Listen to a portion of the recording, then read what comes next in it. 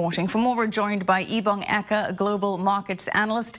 Ebong, nice to have you back with us. And Ebong, President Trump's use of tariffs against allies, it's been criticized as mostly misdirected when he should have been taking on China for its unfair practices. Is there a concern here that the U.S. is opening too many trade conflict fronts at once? No, not at all. I mean, you can see that in the market. The market didn't respond to these trade tariffs with our allies. And so what you're seeing more than anything else is just public political posturing, and then they're having back channel conversations to arrive at an equitable result for all parties involved. So they will all fall in love again, despite the contentious tweets, as the president says. Exactly. I mean, more importantly, when it comes to trade and tariffs, we all understand the importance of trade with people we like.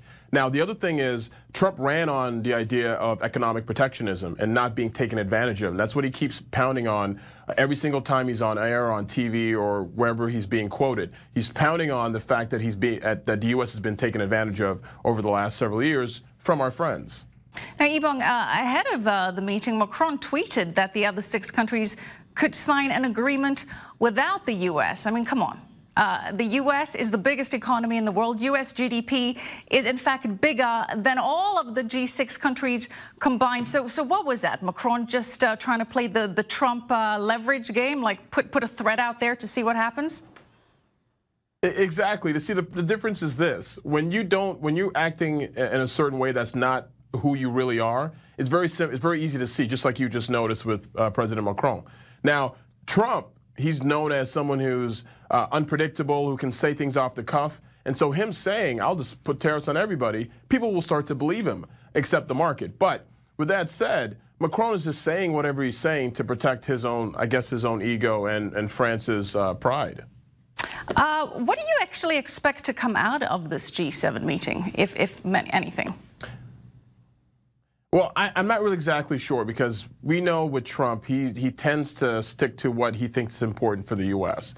But some of the things we're going to be talking about in the G7 summit is climate change and gender equality, but also economic policy. And we have, as you've noticed with the other foreign nations, the U.S. has a different idea as to what economic policy means, i.e. cutting taxes, enriching individuals by giving them more money from the tax cuts. Now, Canada, you're starting to notice too, in Canada, for example, Ontario, they just elected a new premier. For those who don't know, Rob Ford's brother, Doug Ford, who is pro-business, pro-growth, and also a populist in the area. So you're starting to see winds of change happening in other countries who historically have been 100% socialist. Speaking of winds of change, there could be the beginning of a wind, or at least a strong draft in Singapore with President Trump and Kim Jong-un meeting. How are investors viewing that? Because geopolitics haven't really moved markets that much so far. What do you expect? Well, you're going to see the market respond based on industries that affect war as well as peace. So steel, maybe defense, but in many cases, this is monumental, and then we'll look back a decade, 20 years, 30, 50 years from now and say how historic this was. Very similar to when Nixon went to China for the first time. Like that's how historic this Singapore summit's going to be.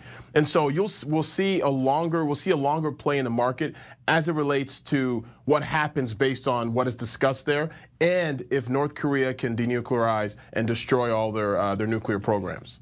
Yeah, and it's interesting because we could see the South Korean markets, the Kospi rally, should good news come out of the Singapore summit. As we know, Ebong, Dennis Rodman is going along, the former NBA star, and he says that he is being sponsored by a cryptocurrency company, Potcoin. They're funding his trip there. What's that about? Well, they've been funding all his trips to North Korea for a while. And Potcoin basically is a cryptocurrency that was started in 2014, and it was started to provide banking services to companies and businesses in the cannabis industry. Because in the U.S. especially, they can't go to banks, and in Canada there's some challenges, some legislative challenges there as well. So all they're basically doing is it's a marketing play for Potcoin. They send Dennis Rodman, we talk about him on air and other media outlets, and then people start talking about who the heck is Potcoin. Potcoin, and then they go search them and maybe buy some shares in Potcoin. But what I will say is Dennis Rodman playing a role in this. It was laughable a couple of years ago. I know everybody laughed that Dennis Rodman was going over to North Korea. And now we're seeing Dennis Rodman has become friends with the two central parties that are responsible for this particular summit. Now, I've been to North Korea. I visited North Korea almost 20 years ago. And it hasn't, from what we see, it hasn't changed.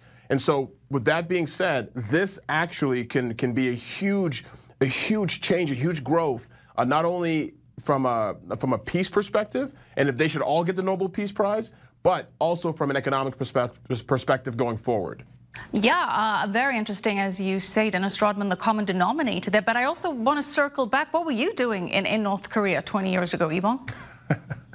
I was playing with the basketball team. We played the North Korean national team and the junior national team back in 1999 with a team called Athletes in Action. So we played some Chinese teams. We flew out of Beijing to Pyongyang, and we spent about 10 days there. We stayed in the same hotel that a lot of Americans and foreigners who end up going to North Korea stay in. And I saw a lot of the different sites that everybody who takes pictures went to go see, and it was a surreal experience. I was a lot younger then, of course, and I had more hair, but it was a surreal experience, and being able to spend time there and be in a place that very few people get to visit. Oh, Ebong, the years have treated you kindly. Thank you so much, Ebong Eka, Global Markets Analyst. Appreciate it as always. Well, good news.